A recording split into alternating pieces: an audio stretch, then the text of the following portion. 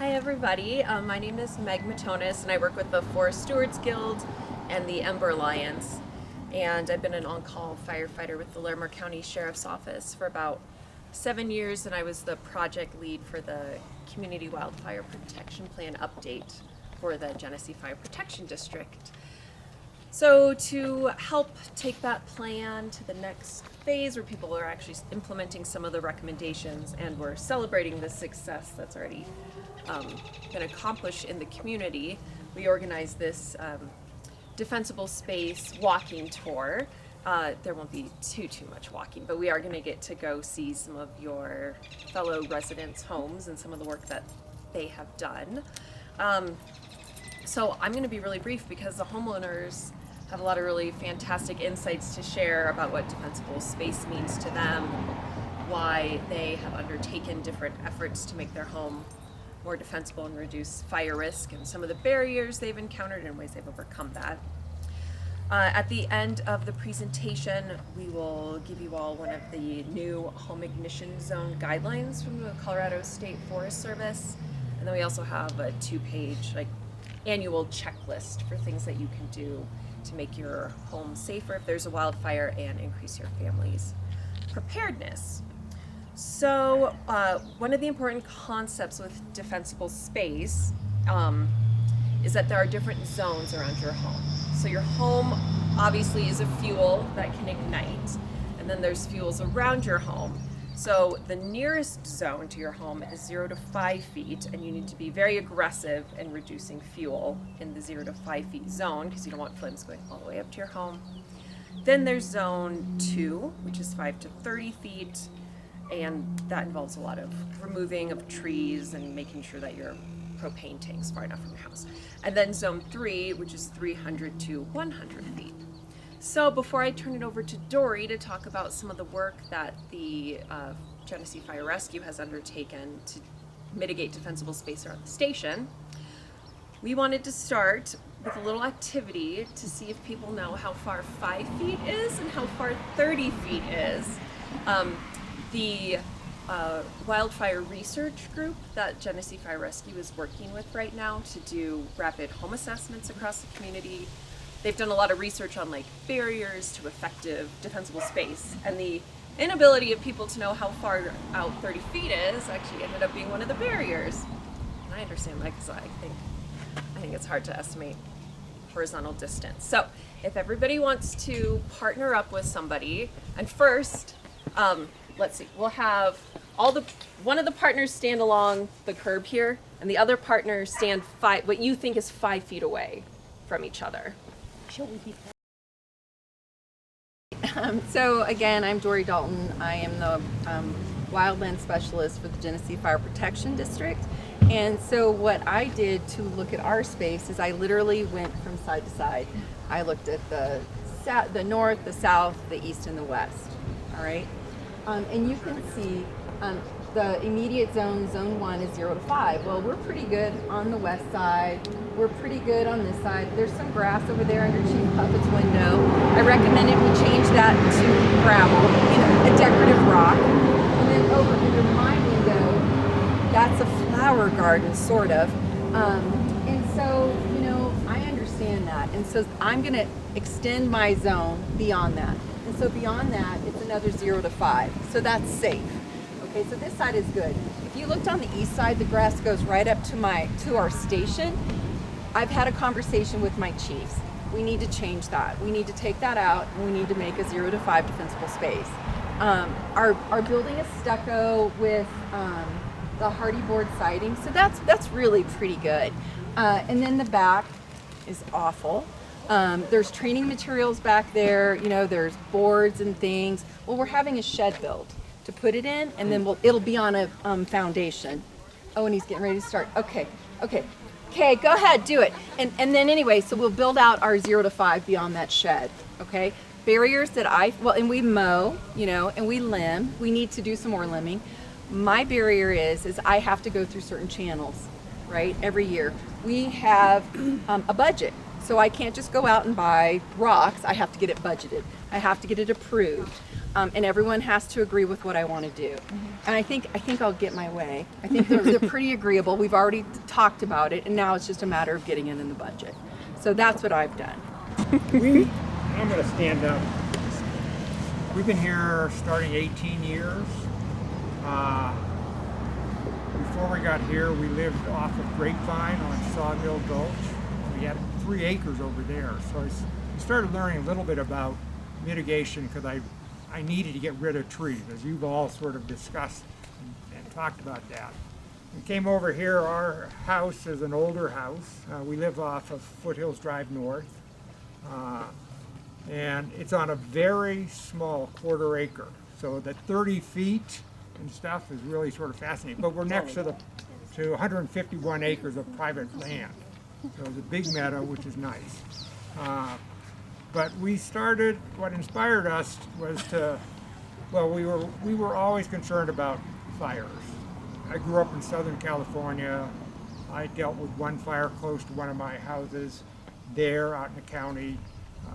We lived on the east side, didn't worry too much about fires on the east side. Got up here and started thinking about it. So, you know, you read a lot, you see a lot. I think it was 2002 was the Hayman fire. And so we really started thinking around our house, and it's nice to hear a lot of you have done the same thing. We had lots of low-growing tammies that grew right up to the house, next to the house. So one of the first things we did was we removed all the tammies, everything. The nice thing was that there were lots of big boulders and rocks, which turned out to make a great landscaping. Then we started looking at what else we could do. We went and we were involved in the first grant when they came out and had some trees removed.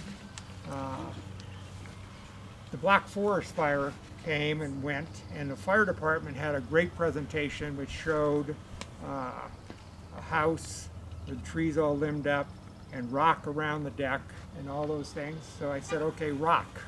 And your thing about the size of the rocks is interesting. We have 3/4 inch rock.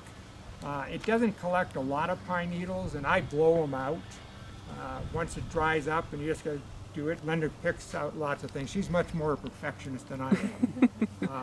Tweezers. But, you know, you got to start with little things. And so that was 14 tons of rock that we hauled down, and it ranges anywhere from about 4 feet to 5 feet on 3 sides of our house.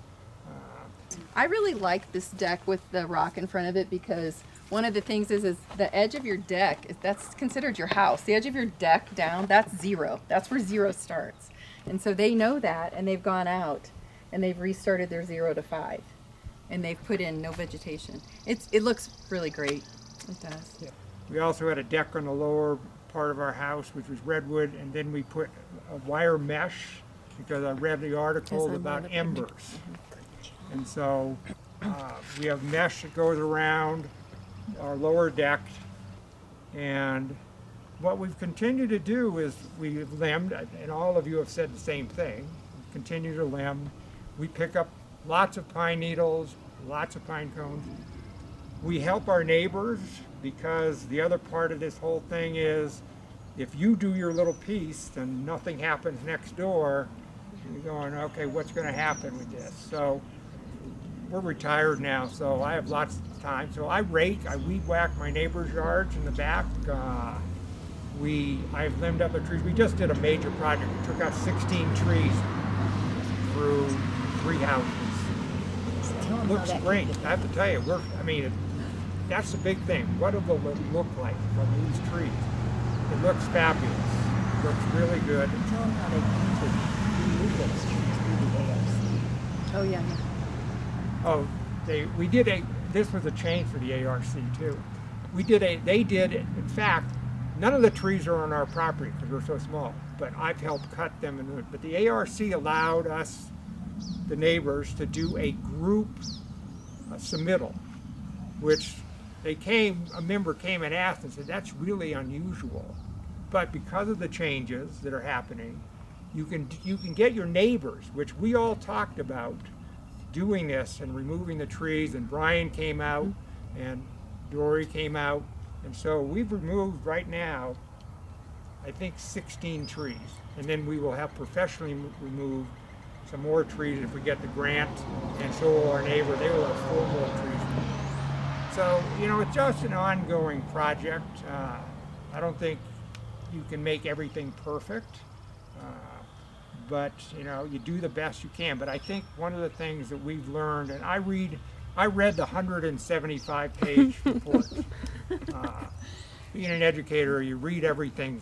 Some piece, there are parts I don't understand some of it, but you know, I read everything, and the more you read, the more you think you can do a lot of things. And the other piece that we've done for 17 years is you do stuff every year. I mean, you have to do stuff every year. There's a big meadow, 151 acres next to us. I weed whack about 1.5 acres of that across the fence line. Because I want to remove any fire grass, sheetgrass. Which sheetgrass is the worst thing you can have in your yard. Sheetgrass burns like that. And so, again, you do things that are easy to do, maybe a little time consuming. The people who own, both the previous owner and the new owner, they're fine with us weed whacking, and I rake it up. Because I want to create a barrier, and our neighbors have really helped in doing that. So, you know, and it just, Dory's got some pictures. I mean, we also, there's, you know, wire mesh in every vent. The deck is made out of It's a composite. composite. Fire So resistant. the only thing we haven't been able to do is, and because it's a costly thing, is we have cedar siding. You have an old house, cedar siding. But, you know, you do the little things that you can. So we will continue as long as we stay up here. We like it up here. So we continue to do things. And now we're pleased that our neighbors, we have all done this together now. So one of the things is you have to talk to your neighbors about it. I'm Frank. I live here. This is Jim. He lives there. And Yanka lives right over there. And so we've kind of got a little story here of different mitigation efforts at different times. I started mine about 35 years ago. Took out about 150 ponderosas off of this lot. Oh my. It was heavily wooded. Jim started about 2 years ago. Yeah, probably in 2018 we started. How many did you took? And then in 2019 we went through the fire mitigation grant program, and we took out 5 trees at that time, 2 on our property and 3 on open space. Pretty big ones. Pretty big one, very big ones. And then we limbed up about 30 other trees that had sort of gone untouched for quite a while. And Yanka is applying for the next grant, and she's going to, we'll go over there and see what she's marked. But, I guess what I'm trying to point out is I'm pretty happy with neighbor cooperation. Oh yeah. And, let's face it, fire doesn't stop at your property line. And I'm also pretty happy with the Genesee Foundation's efforts. I mean, this is the Streamside Trail right down there. That was mitigated over time, and it needs it again. That's just it. Just because it was done once, it doesn't do it again. And you'll see in back of my place, it's in the CWPP, it's Zone C, which sort of is a little hidden area of pretty densely wooded stuff that I think would impact a lot of houses. And it's in the first priority on the CWPP, and it needs to be done. One of the things Dory put in the questions we're supposed to try and address is, what is the motivation for doing fire risk mitigation? And more than structure preservation, I look at my property value as a function of the open space. I moved up here 35 years ago because of the look of it. And I've advocated risk mitigation, and I still like the look of it. And I think in terms of someday I'll sell my house, and I don't want it all burned out around it when I go to sell, because that's going to impact on my property value. And I have friends that live above Boulder they still live in these burned out areas, and their houses were saved, but it didn't look that great. So, you know, that's my motivation. I'm not sure, I think Jim has similar motivations. Well, I think when we moved here, we saw that Frank had already done something, and the fact that we could add to it sort of created, I think, not only a synergy, but some sort of a comprehensive type mitigation plan that extended beyond just our own property lines, went through our neighbors too. So what they were doing is helping us protect our house, and what we were doing is helping protect their house and the surroundings. And so we actually created what almost seems like a meadow behind us by taking off several trees in front of that large grouping, which we had intended, hoped anyway, would stop a crown fire at that point. We hope. We hope it would. Yeah, it could go around us, but it might stop right there in that direction. And so over time, we've tried to cut grass around our house within 30 feet, and as soon as we cut it, we like to rake it along with the pine needles. We also, one of the first things we did was to clean out the gutters from pine needles and leaves and get that taken care of. And then each year now what we do is we continue to cut the grass and rake it. I pick up pine cones. I pick up about 2 large garbage bags at a time around our house and try to get those cleaned up. We take care of our gutter cleaning twice a year because they do fill up pretty quickly with the winds that we have up here. It doesn't take long.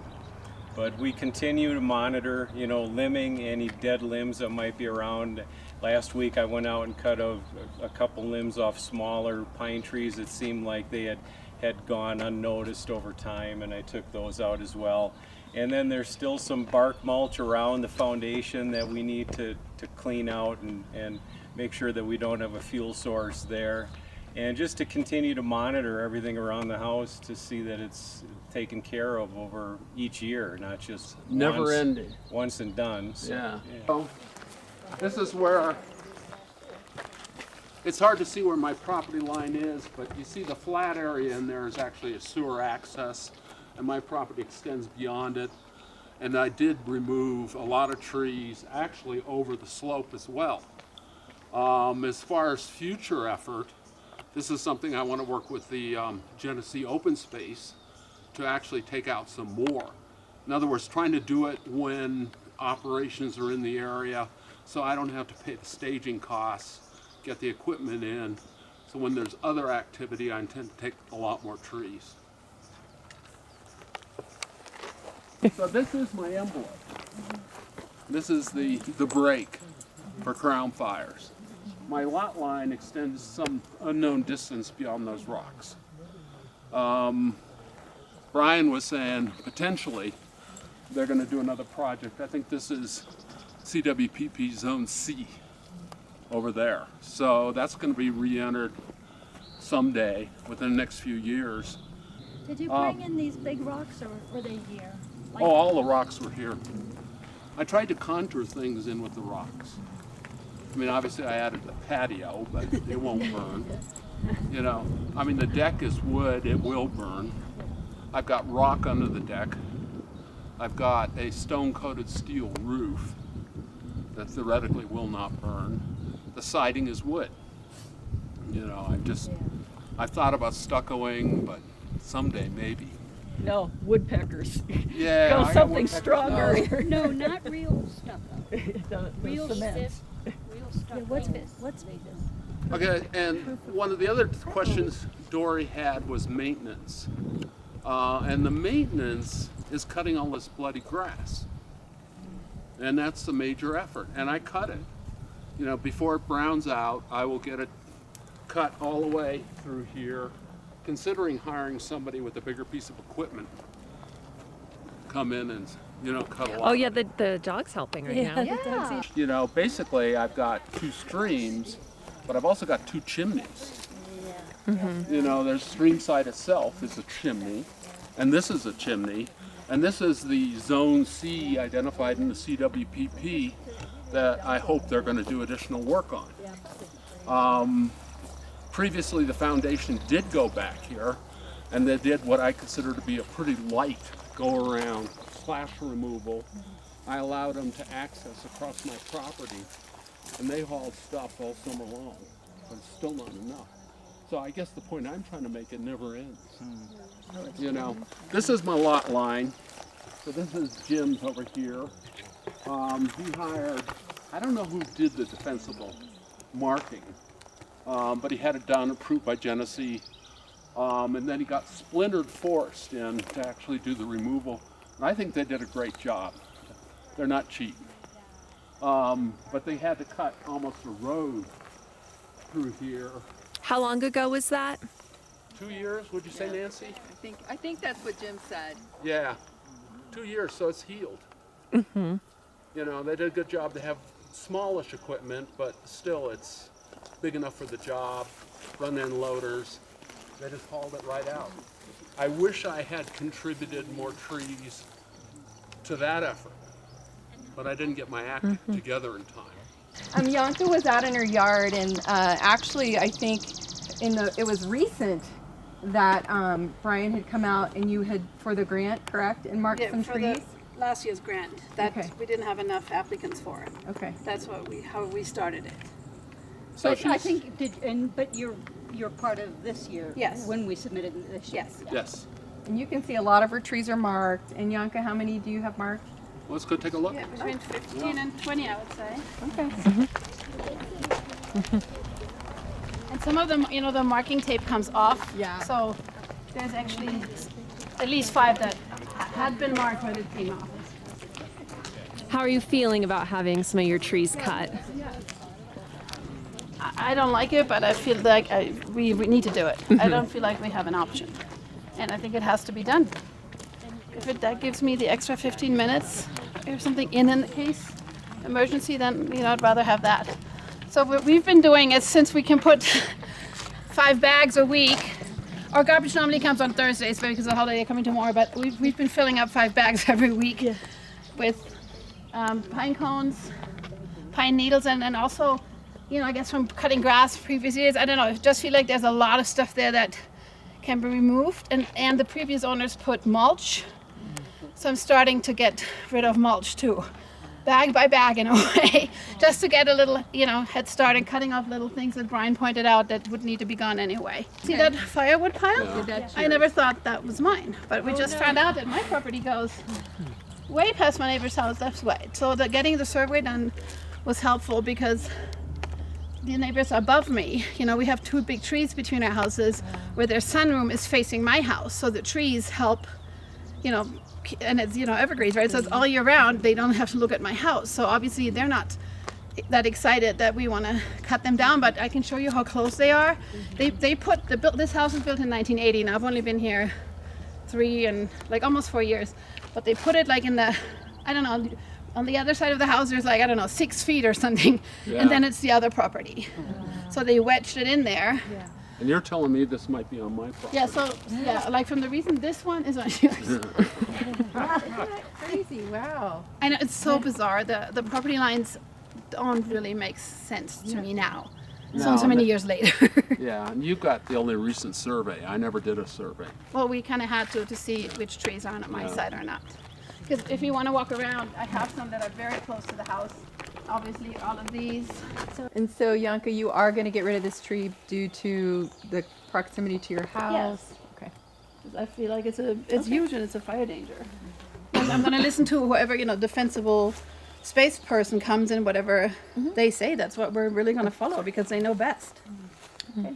So we, as same as Frank, we cut down the grass. I start picking up, all the pine needles everywhere, and started with pine cones, and we fill the 5 sacks every week, the 5 bags, and little by little, we, try to. I have a huge wooden deck, so this will easily burn down if it gets close. So all of these, that's why they're all marked. And what he marked pink was, possibly, and I think more is more because of the zip line, to, where you just pink means limbing it down, trimming it, but it's still very close to the house. And blue means what? Blue means gone. So as you can see, there are, there's 1, 2, 3, 4, 5, 6, 7 on this side, and I don't know, another 10 to 15 over there. One of the concerns Frank and I discussed He has with is his ingress and egress right here to leave, Yep. right? And so as you can see, we definitely have trees that are hanging over. I don't know if this one has been limbed, Trent or Frank? It's on foundation property. Oh, I okay. don't think No, so. it hasn't. Okay. So this is all open space right along Okay. this road. Okay. There's so many private drives and even the smaller county roads that all need work, that it's going to take, you know, and what one of the fire and safety proposals may be, if everybody agrees to mitigate this private drive, and with an understanding of what needs to be done, we can position it to get a grant that'll pay for 50% of it. And hopefully the foundation will pay for the other 50% of it. But it's going to require a neighborhood effort to get that done. And you can't apply for the grant until you have all the agreements in place. Okay. So when do you think they'll start applying for that kind of grant? As soon as we have any agreements in place, No. you know. Neighbors have to get together first. Yeah. And Well, I'm sure Yanka and Jim and I can come to an agreement on our egress route. Yes, right now. But there may be, you know, you may need to move even further up. Yeah. But those are the kinds of grants that are going to get good attention Okay. because it's So we'd have a cooperative- decent shot if we had a neighborhood organization. Yeah, yeah. and Local. better than, for example, the grant we just submitted, Yeah. which is a bunch of houses Yeah, yeah. scattered around. Yeah. And we made the best case we could for the strategic value of it. Yeah. But we're really looking Yeah. for strategic Support the investment. program Wildfire Prepared. It's a detailed home assessment program that looks not only at your defensible space, but at your home ignition zone. And we talk about how to better prepare your home in cases of wildfire. We start at the top and we work to the bottom. And how do people sign up for those? Thank you. You can go to genesefire.org. On the homepage, there's a little spot that says Home Assessment. You can click on it, and it will say Coming Soon. It has my email. You can email me. I'll put you on my list. I have a list right now of about 10 to 12 people. There's also the link for the Wildfire Prepared website. I'll be kicking that off. It's free for now. In January, there will start to be a charge. It's only $100. But anyhow, I would love to visit with you about it. Okay? All right.